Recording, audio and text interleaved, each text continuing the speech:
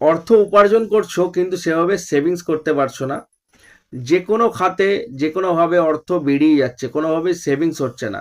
আজকে একটা বিশেষ ক্রিয়া বলবো যেটা সম্পূর্ণ করলে তোমরা আর্থিক স্টেবিলিটি দেখতে পারবে এবং অর্থ সঞ্চয় করতে পারবে। কি করতে হবে?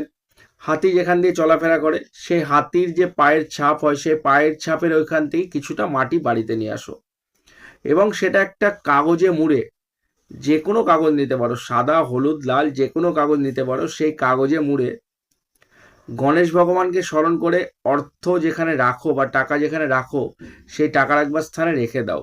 সেটা আলমারি হতে পারে, ক্যাশ বাক্স হতে পারে, যেখানেই টাকা রাখো সেই টাকা রাখবার স্থানে রেখে দাও। খুব ভালো উপকার পাবে এবং নিজেদের অর্থ যে সঞ্চয় হচ্ছে এটা কিন্তু তোমরা খুব শীঘ্রই বুঝতে পারবে। ভিডিওটা ভালো লাগলে লাইক কমেন্ট শেয়ার করবে। সবাই ভালো থাকবে, দেখা হবে পরবর্তী ভিডিও।